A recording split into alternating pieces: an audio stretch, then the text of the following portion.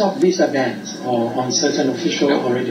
We had our own self-imposed ban that no European ministers would visit Burma, and now we've had my Minister for Humanitarian Affairs, Kristalina Georgieva, who's been there. Andrew Mitchell, the British Development Minister, has just recently come back. A Danish Minister for Development will be going very, very shortly, and others will go. So this is one of the most important things, is that we are favorising and accelerating dialogue with the government. And we also have lifted the visa ban, which was on a temporary basis at least. Automatically, in the past, all members of the government of Myanmar were on a visa ban, asset freeze ban.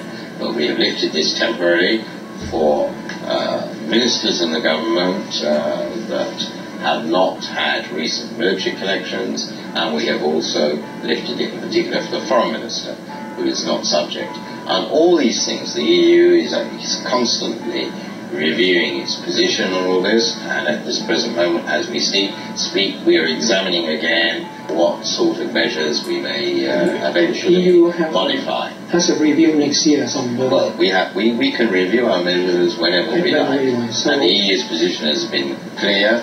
We will react to positive measures on the ground, and the reflection is ongoing at the moment. I can't tell you what will happen because we don't know yet, but clearly further release of political prisoners would be very conducive for further opening. I see, but there are several EU members that have called for example, British government has called for global armbands for Burma at the UN Security Council has been withdrawn as an outcome of all this positive development in Burma. France has called for arms embargo. This sort of thing, I think, is inconsistent. Well, I mean, we're talking about at the moment is not arms embargoes, because we're not talking about that, but what we're talking about at the moment is this wide range of restrictive measures that we have in the field, particularly of trade, of visa bans, visa lists of people who cannot come to the European Union, asset freezes and things like that. This is part of our measures, and those are the things that are under examination at the moment. The mainly non-military. Yes, expertise on we will have what we call a calibrated approach to the lifting of restrictive measures, and as things continue in this very positive direction, measures will certainly be eased. I'm sure of that, but I can't tell you what at the moment because no position has been taken. But the matter is under review.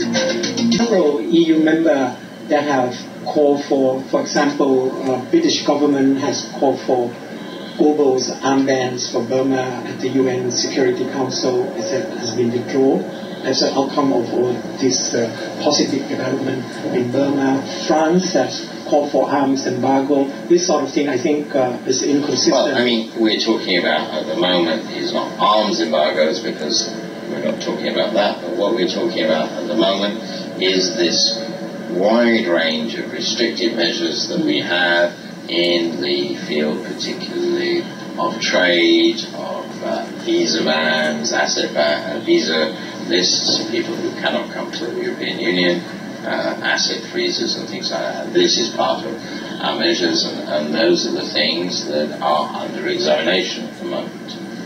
The mainly non-military. Yes, expertise on we will have what we call a calibrated approach to the lifting of restrictive measures, and as things continue in this very positive direction, measures will certainly be eased. I'm sure of that, but I can't tell you what at the moment because no position has been taken. But the matter is under review. You have met several times with Aung San Suu Kyi. She has played a very reform. Could you tell us about her plans, her view, her ideas, and her active roles in all this process, since you have close contact with her? Well, as you know, because she's been on record on many occasions, She has encouraged, and there has been a decision of her party to re-register and therefore stand, or the party will stand, in the forthcoming by-elections. And this is, I think, a very interesting move and a very positive move, that they will participate in the political system now in Myanmar, and that's very positive. She also clearly, from her statements, has confidence that the President of Myanmar is genuinely committed to the reform process. So all this is very, very positive. And do you see the roles of civil societies inside Burma? Because a lot of reports about active role played by local civil society. Can you tell us the situation on the ground from your experience in contact with them?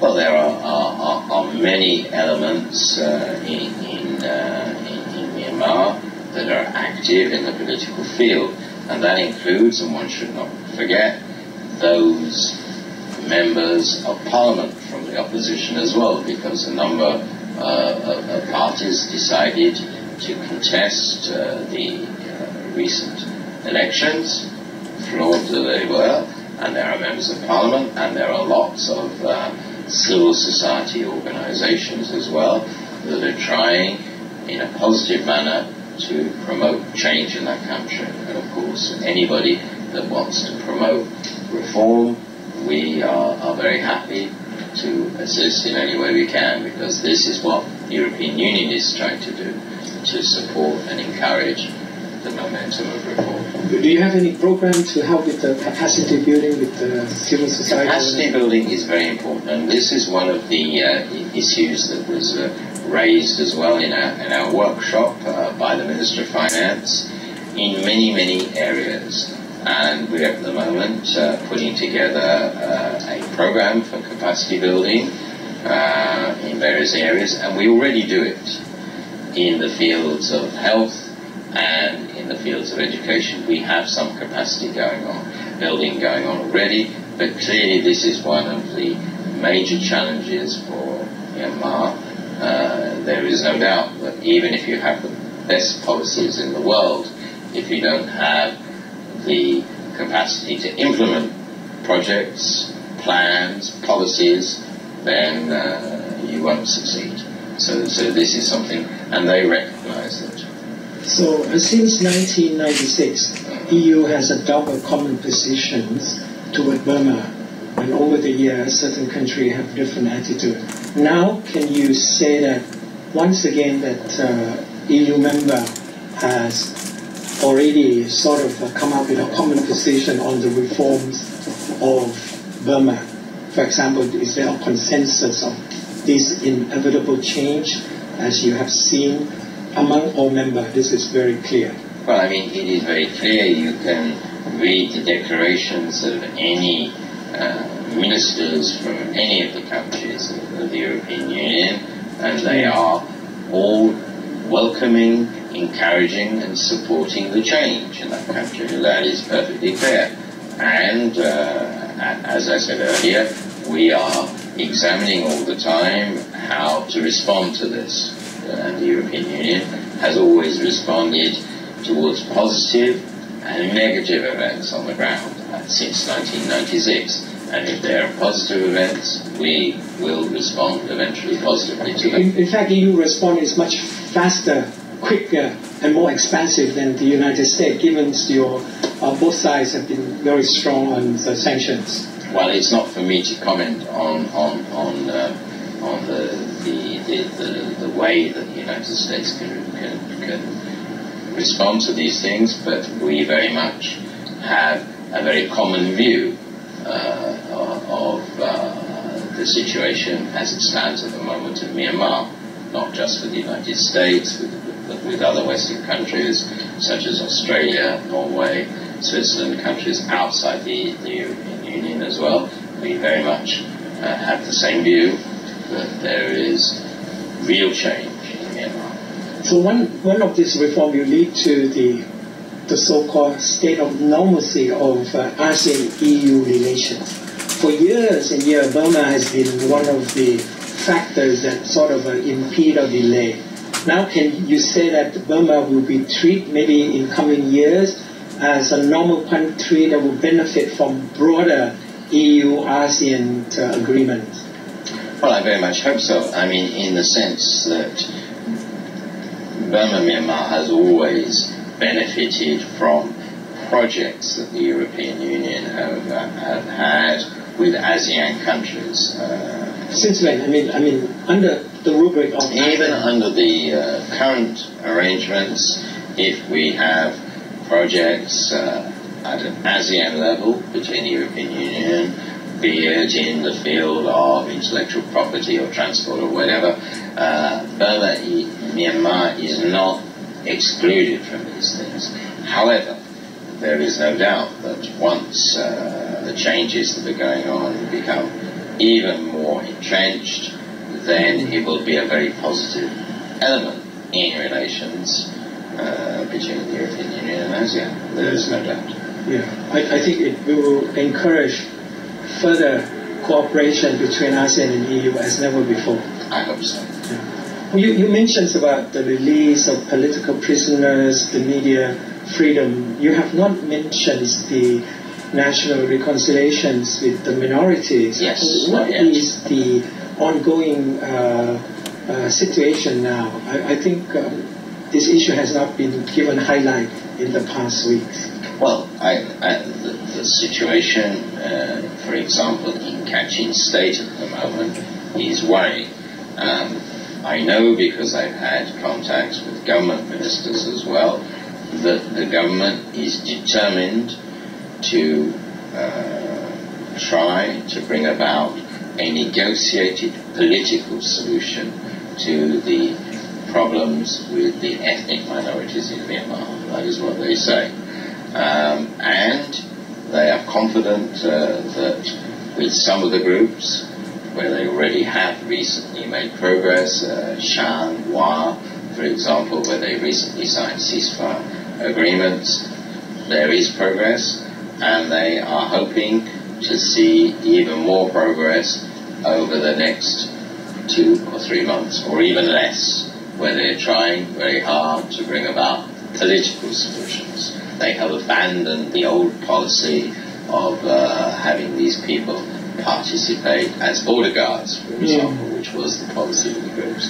And now they seem to be determined to try to negotiate political solutions. Now, the issue of the minorities is very, very complex in Myanmar, and I don't pretend to be an expert, but we very much hope that there will be progress towards negotiated political solutions, because this is the way forward. And at the same time, of course, we are very concerned, particularly by the recent unrest and fighting in Kachin State, where we hope things will calm down and people will negotiate rather than fight. But EU has not pushed very hard on this, knowing the complexity of the issue. When you say we have not pushed very hard, we have always made statements calling for a negotiated solution, a peaceful solution to the problems of the minorities. And we are willing and stand ready if in any way we can be of assistance towards that, towards solving the problems, then I think we would stand ready to offer assistance. Of course, it's not being asked at the moment. There's one issue that I think has been absent from EU diplomatic and issue discussed. It's the issue of non-proliferation. Yeah. Is it the concern of EU at all? Everybody is concerned about the issue of non-proliferation. Clearly, Americans have highlighted it, yes. And I know the Special Envoy Mitchell, we've talked about it, and he has assured me that on every occasion in his visits to Myanmar, the question is raised. Do you pick up this issue at all, or it's just one of the... Oh yeah, I mean, we are concerned as well. We share their concerns, so it is, of course. The Burmese government has gives you assurance about the efforts of non-proliferation and then no implications of nuclear whatever powers that many reports widely stated. Is that correct? I mean, they do. And you think we are very vigilant and we are watching. And you think they're genuine? I don't think anything, because I'm not a military expert at all, and I don't have a view on that. But our concerns are made clear. Well, that's all the time we have. I hope you enjoyed the program. We will continue the interview tomorrow. Thank you. Good night.